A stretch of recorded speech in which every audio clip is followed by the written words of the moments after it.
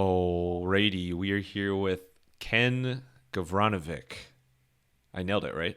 The That was awesome. CEO of Product Genius and longtime entrepreneur and CEO, and just so much growth and success and scaling and some negative business things as well. You know, ups and downs, roller coaster. But Ken, so excited to talk to you, learn from you today. Thank you so much for joining. How you doing today?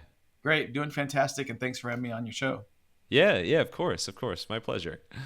So before we get to kind of your life and career of growing and scaling businesses, I heard that there's one particular movie growing up that was very influential in terms of how you thought about your life and career in technology. Can you share what that was? Well, that's funny that you said that. I guess they have that in a small part, but I'll give you a short version of that. When I was a kid, I grew up very poor, and maybe we'll talk about that a little bit later. But I remember going to this movie and seeing a movie called WarGames, and I remember sitting in the theater, it wasn't like about war, like that wasn't the part that excited me. But what excited me is, wow, this new thing called coding and all that stuff. If you can do that, you literally can touch the world. And this is again, a little, dating myself a little bit. Been doing this a long, long time. And so that movie was War Games. And later I used to go do a lot of keynotes. You've probably heard of New Relics with tech. So I ran that kind of product and engineering team. I would go do a lot of the keynotes. And that's one of the things I always reference, because it really is that moment for me is like, wow, with technology, you really can be anything. And I think now more than any, think about startups, and we'll talk more about that. Now people are building multi-million dollar businesses. I was with two 25-year-old Columbia guys where, I was the adult supervision. We're all working remotely.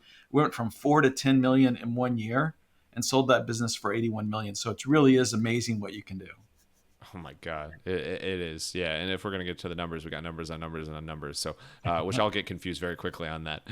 But what was it about war games that just kind of like blew your mind and unlocked something for you?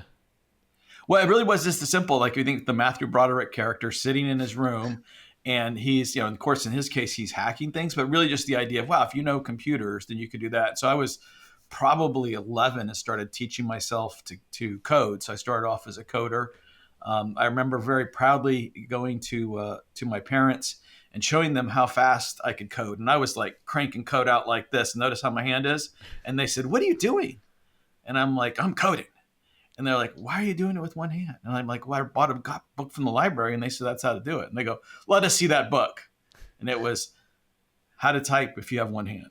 Oh my So, but God. to answer your question, is that Matthew Broderick is like, wow, I can have an idea, and from my own room, not having any resources, I could be anything. And that's the part that kind of got me excited about technology. Well, speaking of technology, if you look at your career, one of the earlier stops that like you that turned into a huge success is Yeah. web.com. Yeah. And can you give us an insight of what the quote unquote internet was like in the 90s when you started gotten really rolling with I web.com? can. Is I was in my 20s, and I'll say this first of all, just in general about ideas. I always say is listen to ideas. If you're thinking about doing startups, you never know. You never know where that next great idea is, because even like I've done some angel investing, and I'll give you an example of where I kind of blew it. This gentleman came to me and he's like, "Man, everybody's going to trade tennis shoes. They're going to spend thousands of dollars, and I was like, "What? No one's going to do that." StockX, right? So I would say listen to what's going on and be clear that maybe you're not right. Now, in this case, I knew a lot of people that were investing a ton of money in dial-up. So back then on the internet, we'd have those slow connections. Again, you don't remember it, but just to give you an I idea, do. I was. I guess I'm old enough that I remember dial up. a little bit. Shout out my grandparents. Barb and Fred had it in Indiana much longer than we had it growing up in Cleveland. Yeah. And so that's one of the fun memories from Grandma and Grandpa's house. But anyway, So I was in my early 20s, and this internet thing was starting. And back then I was living in South Florida, and I've lived in Texas, I lived in New York, lots of different places. But back then, all of South Florida, the entire internet backbone of South Florida was 45 meg connection, just to give you how crazy it was. And everybody was spending all this money creating dial up. But I was like, wait, we're going to have to build these websites. That's where everybody's going to go. That sounds like a much better business. And of course, I looked into it, and basically I could buy a server for, say, $5,000, and I could literally rent it out for $5,000 a month. Now, what a great business is that? You spend $5,000 and you're making $5,000. The first month you paid for it. After that, it's all groovy. So I started that business, early 20s, and I had some partners. And already at that point, I had made other people tens of millions of dollars and not got much. So I was very much into giving equity. And I had some partners down in Florida. And I said, well, we got to give equity to everybody. And they said, no, we're not going to do that. We just started a business and literally went from the first month to the second month, $50,000 in revenue, just straight up to the right. And just from a belief, I'm a big belief in, integrity, morals are important. Unfortunately, you don't always see that, especially if you get higher up in the business world. But I said, this is great. Everybody's going to do this. I said, if we're not going to give equity, then I'm going to go start the same business, or you could start the same business, and you could buy me out, or I'll buy you out. So they said, we'll buy you out. I moved to Atlanta. And back then, Atlanta just passed the Olympics, and rented half of an entire skyscraper floor with all of my savings, went all in. And that business, we went from 0 to 200 million in a couple of years. And eventually became web.com. Actually, after we went public, it was Interland and a company called Micron PC, and we merged those together and created web.com. Wow. I got chills from that. I think IPO is something that a lot of business owners dream of. And of course, like there's lots of positives. There's also lots of negatives with IPO, but that's when you think about an end for your business, IPO is pretty big time. What do you think is the difference between companies that IPO versus those that like don't even come close to something like that? Well, I would say it's also seasonal. And I'll give you a couple of stories of IPO. So first of all, I think when you're a young founder, you have to, it's a little bit harder. So if you think about it, not many people go from startup, stay as the CEO all the way to public. Usually you get pushed out by quote adults if you're a young founder. So, I think, I was always reading books. I was always listening to people. So one of the things people always knew about me is I had an opinion, and I was going to always act decisively, but I was always willing to listen to it. So, I'd say that was, I think one of the keys is how do you get to IPO is you need to be able to, first of all, to be able to grow, because not everybody can grow from, when I first hired you, I said, here's the screwdriver, there's your desk in a box, please put it together. Congratulations, you're a new employee, to now I've got, people that are twice my age, that had a Harvard grad that are working for, a young 20-something-year-old founder. So it's a process is what I would say. It's also cyclical. If you look at it, we just had a wave where a bunch of companies went public. So definitely the public markets get, harder and softer in cycles, just like you see VC money. VC money, when there's lots of exits, cash flows everywhere, including businesses that shouldn't, right? And I could tell you a story about a turnaround that I did. I won't mention which company, but it was for some brand name VCs where a young founder had raised $25 million on $3 million in revenue. Now, that was a hard company to deal with. But so to answer your question is, the cycles of IPO, it's very exciting if you can pull it off. It's super stressful. But if you obviously the financial aspects are really, really something to look out for. But it's an exciting time, but then it's tough on your teams, because then every day, unlike a private company, it's your value in your head of what your company is, right? When you're a public company, every day, all of your employees get to get the public market's view, which may or may not be accurate of what your company's worth, which can be a pretty big emotional roller ride for you and them. Yeah, just a little bit of pressure when you're under the public, the microscope of the public and anybody possible who wants to be interested in your business. Yes. Yeah. So speaking of growing and scaling and exiting businesses, that's something that you've done pretty consistently across your career. So I think there's a lot I want to dive more into there. So I'm not going to like handpick one of the companies that you've been in. Like we can kind of just keep this general, and then you can dive into whatever examples you want. But across your career, what are some key principles that are really helpful in terms of actually like growing your business and getting it to the next level of revenue, whatever that may be? Yeah.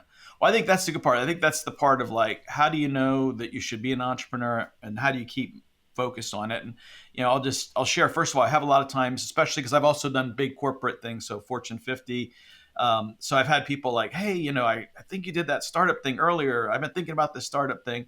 I always say to people, first of all, if you're younger in your career, definitely take the risk, right? When you're in your 20s and 30s, you can afford to take the risk.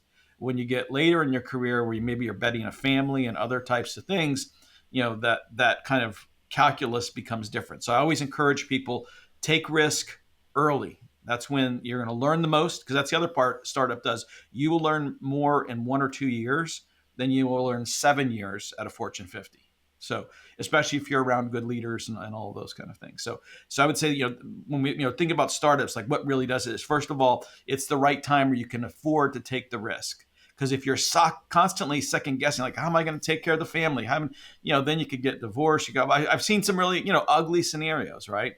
I think then, make sure you have the right idea. There's lean startups. There's a lot of different books. And, I've had some ideas that are great and we go straight to the moon. But I've had some ideas where I've got crickets, right? And so if I would think about how would I do those over, is make sure you do your homework on that product market fit as early as you can before you get too invested. One note on crickets, by the way, you could have a fantastic business in the cricket space as well. I just want to put that out there. Crickets could be great. That's true, and I'm sure somebody has a business that drop ships those crickets to you, for bait right away. So I would say, I think those are kind of the beginning parts of how do you do a successful startup. So then you've got the right idea, and then you just have to believe in yourself and get a good team around you. Smart people will keep pivoting. And I'll give you a little story that I got when I was younger. I was thinking of moving to the West Coast, and even though I live in Georgia, I've only worked for West Coast or New York companies for the last 10 years. So I've pretty much been a West Coast, but I was thinking about... You spearheaded the long distance or virtual remote work. That's right. I remember one year I literally used to fly 200,000 miles. I would fly weekly to Portland or San Francisco. It was oh my God. It was absolutely crazy. But another time when I was earlier in my career, I was thinking of going there, and I ran into a guy named Bill Gurley from Benchmark Capital. You've probably, he was the guy that if you saw the Uber movie that was sitting in the room and all those kind of things. But it was interesting. And at that point, he had invested in a company called Zillow, which was not doing well, wasn't public. It was trying to figure out a business model. And I said, hey, what do you, what made you guys are really smart. What made you invest? And they go, oh, it's real simple. We got the whole Expedia team from Microsoft. And we know if they don't have the right idea at the beginning with enough capital, they'll pivot to find the right idea and product market fit. So going back to summarize, my thing is make sure you're ready to take the risk. Make sure you've done your homework on your idea. Make sure you're fully committed, and then surround yourself with smart people and hopefully raise enough capital that you have the time to learn and pivot, because you're going to have to learn and pivot. And I really appreciate you organizing that and taking away the key bullet points, because I always take notes when the guest is talking, and I had that in order, but it's much easier when the guest just recaps it themselves afterwards. So you're a pro, an experienced professional there. Yeah. So if you had to pick of those areas that you just talked about, which is the most important, make or break in terms of, I guess, indicator of business success? Yeah. Well, I would say two things. I'm going to say, if you would have called me earlier, I would say commitment. If you catch me now, I'd probably say good idea, good timing, and commitment. Because I have seen people that had a ton of commitment to either the wrong idea, the wrong timing, and it's unfortunate. I've seen people waste 5 years of their life on a startup that went absolutely nowhere. And I'm a big believer the most important thing any of us have to invest every single day is the one thing we never get back, and that's our time. So I always think about it's really, really important. But other than that, it's just that commitment to fight through. And giving you stories. I remember sitting in New York City when I was raising some venture capital. Eventually, Verizon invested, Microsoft invested, and a bunch of different big players. But I was doing my VC round, and I was sitting there, 20-something-year-old. I've got people on my right and left that work for me that are twice my age. And I'm in this beautiful room where it's got the big mahogany table and I won't mention which VC, but a Why is very it always rich mahogany? it is a rich mahogany table, and Anchorman. this place literally even had the little. They must have had $20-30 million worth of pictures on the Oh wall. my god. And I remember sitting there, and I did my whole presentation. And the VC looked at me, and again, I won't mention who, but it'd be one that you've heard of. And he's like, "Kid, bottom line, what are you saying?" And I said, "All right, bottom line, I just presented for 20 minutes, but bottom line, every business is going to run their business on the internet." He looked at me and said, "Ked, do you believe your bullshit?" And so the point being is that when you're committed, especially if it's an idea where you're creating a new product category or really doing something different, you just got to be committed and believe in your idea, because no one else, and some of the best ideas, everybody's going to tell you you're wrong. Your timing's off. Maybe you're not good enough. Same story going back to Interland. I remember one time an investor who wanted to invest said, "Hey, you've done a really good job, kid, getting this thing to 50 million. But if we're going to invest, then we're going to bring in our people." And I was like, "No, I think I've done a great job, and I'm going to continue to execute on that." But I had that confidence in myself to say something like that, and I was willing to walk away from their capital. And turned out we raised actually more capital at an even better valuation. But that commitment to yourself, because you're going to have some really trying times where you're going to feel alone. Other than any of your businesses, because that's obvious. Obviously, those are your favorites. Those are my favorites too, by the way. So, but what's like the best example you can think of like the timing being perfect and it like just skyrocketed a business's success? Well, if you go back to perfect, I'd probably have to again go back to interland/web.com, because when I No, started no, I that was saying business, outside of your businesses, like in oh, general. out, Oh, yeah. I outside. made Well, that question I mean, very if you confusing for think you. right now, I think generative AI. I Yeah. mean, if you're anybody who was early on building the models, I mean, you've built a business that's worth $150 billion in 2 or 3, 4 years. And if you think about right now, the businesses that are getting funded anywhere around AI, and it's getting tougher. Like at first, I'd say like a year ago, it was like if it smelled like AI, you raised a ton of Oh my money. And God. for many people, those businesses, think about like you probably use either Claude or Chat GPT, like that's been transformative. So I think that's probably the closest real life example of a business that, talk about product market fit, talk about just escalating, even the price point that they've given us to start trying it, $20-30. We're all going to try it. And once we see how much time we can save, I mean, let's face it, I think almost everybody uses, a Gen AI in their business. Yeah, I mean, just in general, that blows my mind of like businesses like that would not have popped even, 5 years ago, like the tech wasn't there yet. And then same thing for, like social media boom and, internet boom, which you really experienced. And there's plenty before that with computer. Like it's so fascinating to me how like make or break it can be depending on timing. I know, Mark Cuban always talks about that with broadcast.com and, Yeah. how he first hit it big was like, it was the perfect timing. And he always says how lucky he was that they went all in on that at that exact time. Yeah. Like it's really mind blowing. I always tell people luck, skill, and timing. When all three of those come together, you can often have a really nice financial return. But it's all three of those. Yeah. Yeah, exactly.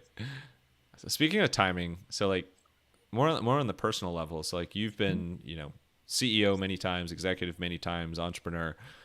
How personally, like what are some tricks and tools I guess you use to make sure that you're spending your timing best, inside and outside work each day? Yeah.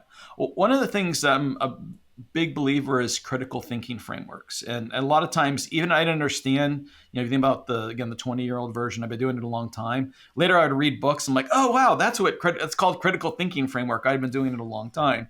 But, one of the things I go back to people is I have this phrase that I go back to is I always say objectives over activity. That's one of the biggest mistakes startups, big companies, people do in general, is they forget what's the outcome they're trying to do, and they get so much focus on the activity. And let me just share a little story. I think this goes back to entrepreneur land too. Is one of the things I think that's a great to do is like where your life is, whether your business or whatever it is. I think have a vision. I want to go here. It looks like this if I'm successful. I have so much money. I have a great relationship with my wife, or I'm traveling, whatever it is, whatever your vision is for you. And then this is the part where I think a lot of people get tripped up, is most people then go to the how. How am I going to get there? But I would say a better question is why. Why do you want to have that great relationship? Why do you want to be able to travel? Why do you want to do those things? And this goes back to intrinsic motivation, because if you know where and you know why, then there's only one more question before we get to how. Is it a must or a should? And here's what I've seen. If you know where you want to go, if you know why you want to go there, and you again, most importantly, that is a must, you'll figure out the how. I've just seen it I've done it myself. I've seen it time after time. So that's what I would say is one of the big things I always go back to a ticket in businesses. A lot of times people will be like, okay, who's doing what? Who's doing this? Who's doing that? And this is where, you probably heard of OKRs, it's one of the critical thinking frameworks, but what is the key result? So let's not talk about, we like built a new feature. That's one of the things software companies do terribly, right? Success is our customers said we want a feature. Well, what should success be? And I've got a fun story if you want for around that kind of critical thinking. Oh yeah, now that we've dangled it out there. So how about this, Ken? What's a fun story you have about, I don't know, critical thinking? Well, it's fun to me. Hopefully it'll be fun to you, but I just thought of this. I don't know where it came from. I'll just see it as an example. So I was at a company called New Relic and worked for the founder, and he had built the business from 0 to 300 million or ish public. And I was there from the 300 to 500 million phase. So like 1,000 to 2,000 employees, a lot of fun. And like many things, when they started scaling, when you have a technology company, you start to have the business team thinks you should do this. The sales team thinks you should do this. Your customers think you should do this other thing. Your product team thinks this, and your engineering team wonders why is everybody always constantly getting us to shift priorities. And so to some extent, it had gone through some of that phase where they weren't shipping things as quickly as possible. And I was talking, somebody came into my office that was going to build a new feature. And if you're not familiar with New Relic, there's a reason why the internet works really well. So like when you think about if you have a Disney app or a website and there's Datadog, there's a lot of competitors. Lou actually invented the whole genre.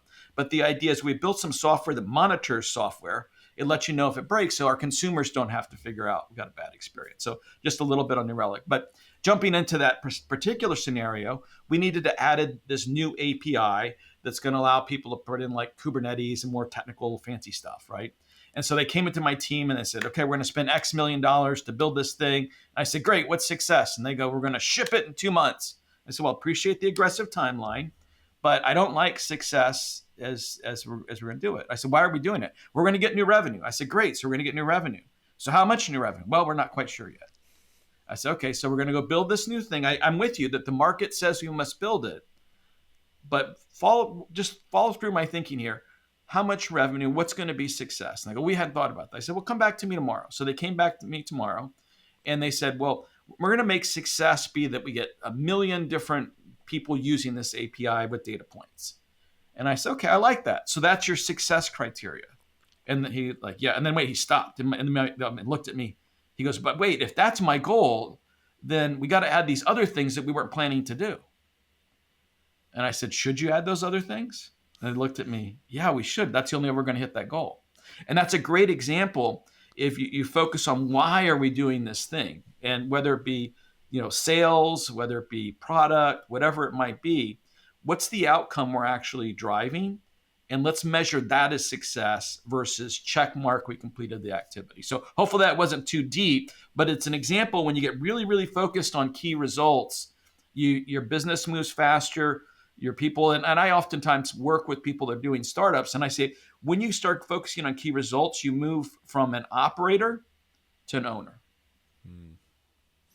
Yeah, appreciate that story and glad I had planned it in my notes. I meant to ask that the entire time. It didn't come up impromptu or anything. You're good. You're good.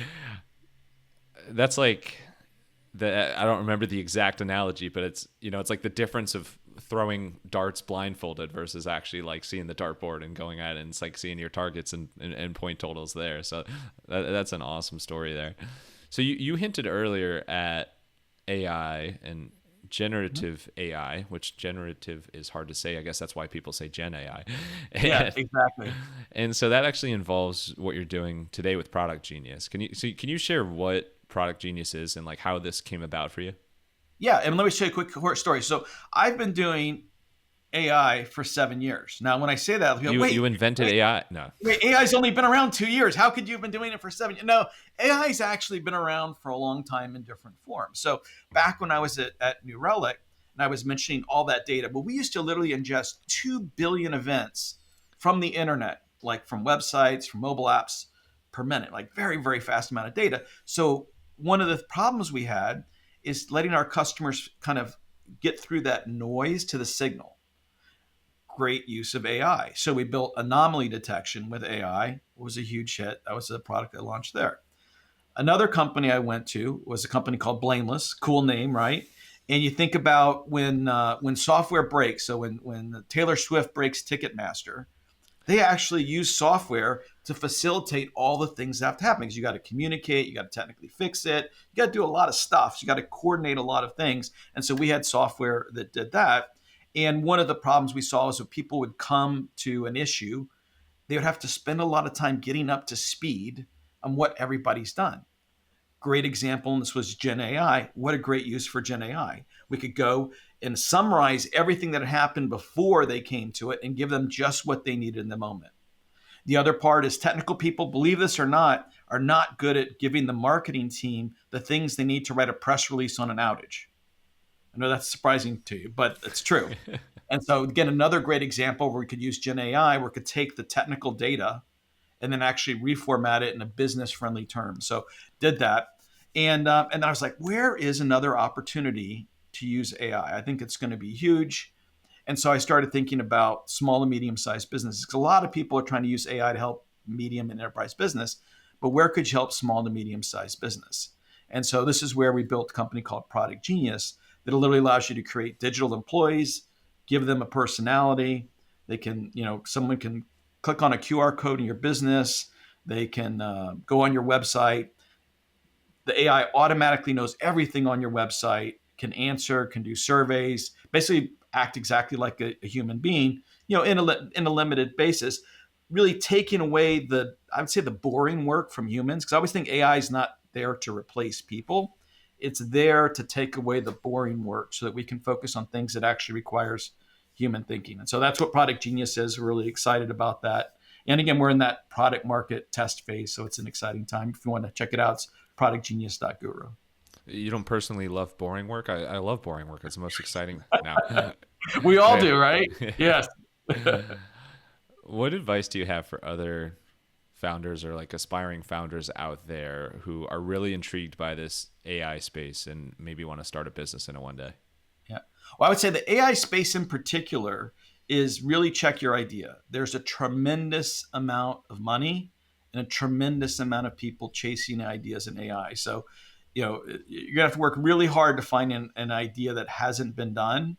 And then even if it hasn't been done, does it need to be done? So what I would say, first open yourself up, is that need to be AI. AI is a trend, but again, focus on a real business that solves real business problems that someone wants to give you hard-earned dollars for.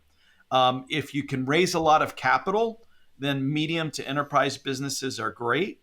If you can't raise a lot of capital, you want to focus on SMB because SMB customers, if they like your product, they're going to buy it right then. There's a very short sales cycle. If you're in medium and enterprise, it's going to be a very long sales cycle. So again, even when you think about your ideas, this is something that a small business will buy. If so, then I can go capital light. If not, then you need to be prepared to go raise, $500,000, $1 million, to really have a shot at being successful in this market because innovation is happening faster than it ever did. If you think because of AI, I work a lot of times with private equity and VC companies, and what they're seeing in their portfolio companies, where you'd have maybe the wall to compete was $30 million because it was really hard to build the software. Now you can build it for $2 million in half the time. So great ideas are key. The software is getting cheaper and cheaper to build. So again, I'll do my little summary is I wouldn't just pick AI, pick a great idea, make sure you're committed, and then be really thoughtful of the capital structure. Small to medium sized business, those are great, low capital. Otherwise, you're going to need to raise a little bit more capital to give yourself a real shot.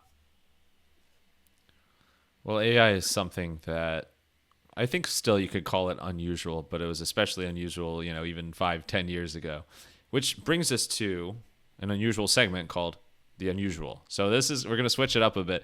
This, Ken, is more just like to get to know you Okay. personality wise. And first thing here, this could be about anything. It doesn't need to tie All back right. to your business.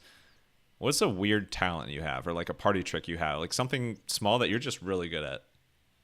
Oh, that's hard. If you say really bad at it, I would say my daughters would say it's jokes. But Oh, that's it. Well, do you have an example? Because we might need to test the product market fit for that. I've got so many bad dad jokes, they've called it. Yeah, I think a secret talent, I would say probably this is business, but I'm pretty good at getting people aligned. Okay. Let's stop. Most people argue about tactics versus direction. And so I'm pretty good about, hey, could we agree we're all going in this direction? And I use that with my kids. I use that in work, because a lot of times the debate is the tactics. So let's get aligned on where we're going. So I'd say that's probably off the top of my head, something I think I'm pretty good at. We'll give it to you. How about quirks? What's something a little quirky that your family, friends, team, somebody calls you out for, but it's who you are? Um, I probably like to be funnier than I am. So like I've gone and done.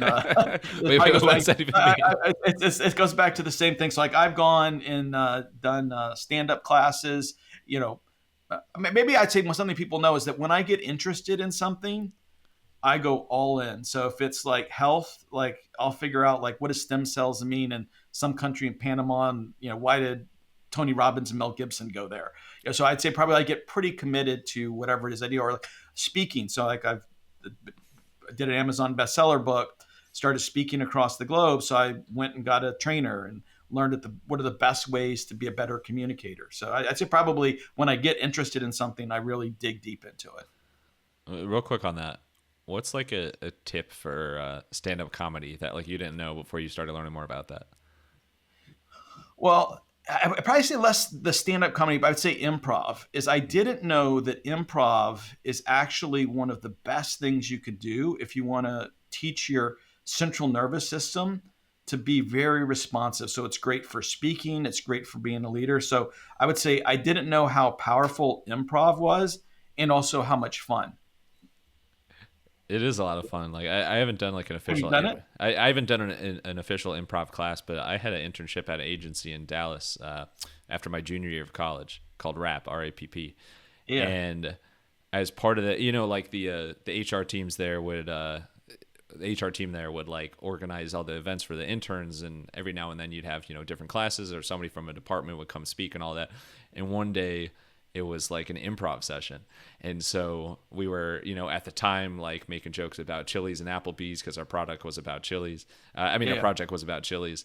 And I just remember like being up there in front of everybody, and I don't remember exactly how it went down, but within like a minute or less of starting to do improv, like everybody in the room was just cracking up.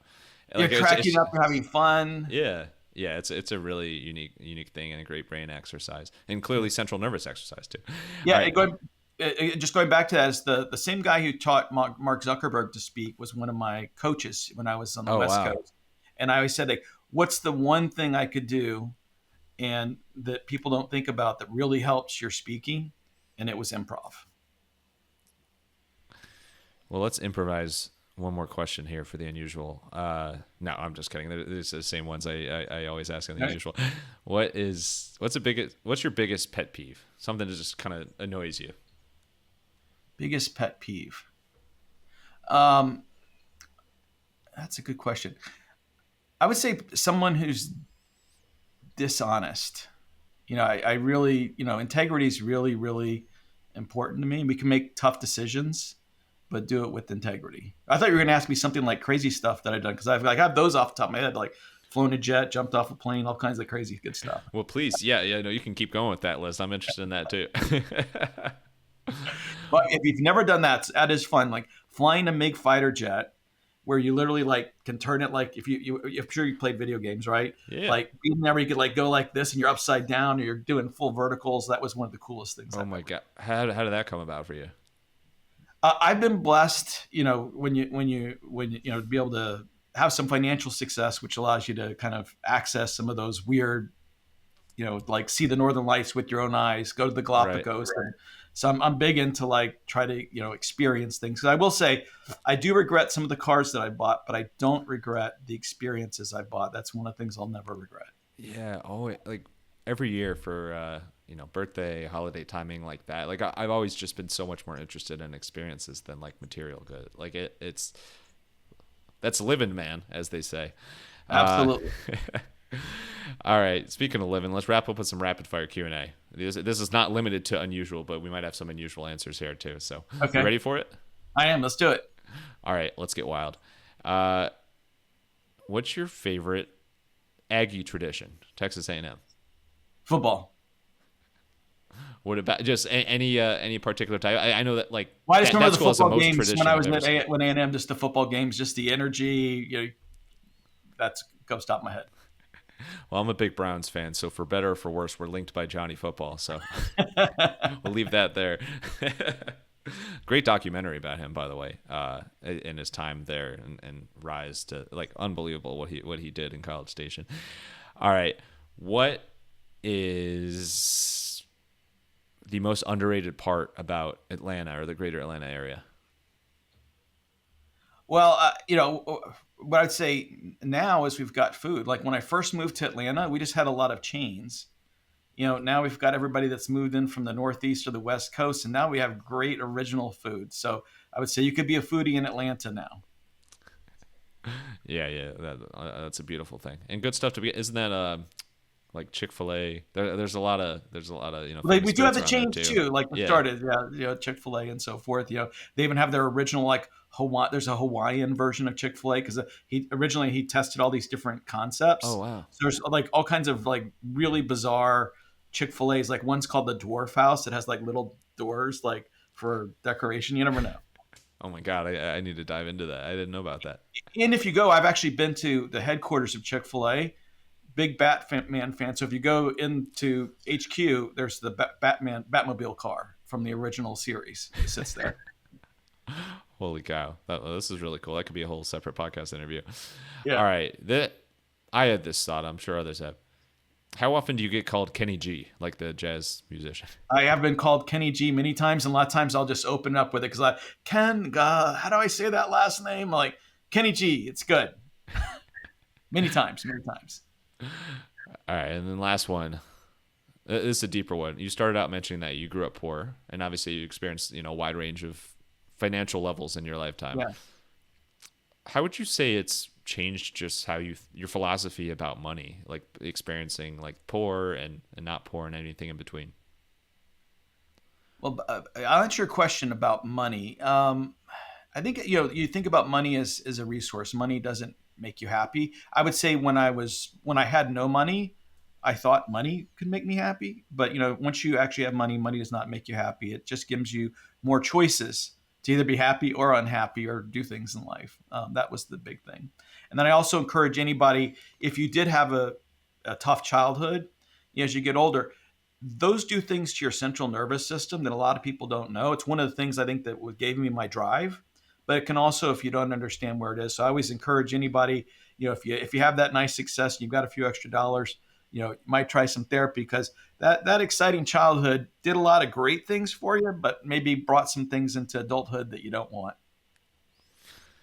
Well, Kenny G, I should say. Thank you so much for coming on the podcast and sharing all your lessons and stories and tips and key bullet points to recap each section. So thanks so much for making time. Really appreciate all you're doing. So Product Genius, I know, is productgenius.guru, Guru. And then where's the best place if people want to connect with you online or check out your book, Business Breakthrough 3.0? Sure. Where's the best place? Yeah, I have a personal website. So, Ken and my last name, Gav as in Victor, Ranovic. If you Google me, I've got a pretty big presence. And of course, on LinkedIn, if you want to reach out. And a lot of people do this. I don't want anything from you, but if there's any, I do Zoom calls, I do a lot of things. If there's anything I could do to help you run an idea, balance, make a connection, just feel free to reach out. Awesome, awesome. Appreciate it. And I can vouch for. I would just say like Ken's a total asshole. Like you don't want to talk to him at all. Just absolutely miserable. So no, I'm just kidding. All right, and then last thing, final thoughts. It could be just a quote, a few words to live by, whatever you want. Send us home here. Well, I would say I'm inspired by you because you look like you really enjoy what you're doing. So I would say the biggest win in entrepreneur land is if you can, have success doing something that you're actually passionate about. Because I've seen a lot of people, they'll do something that they thought they could make some money, and that's great. Maybe you get the exit, and then you do the thing you're really passionate about. But if you can do a business you actually love every day, that's a huge win. And looks like you're doing that, and really appreciate you having me on the podcast today. Bring on the bongos.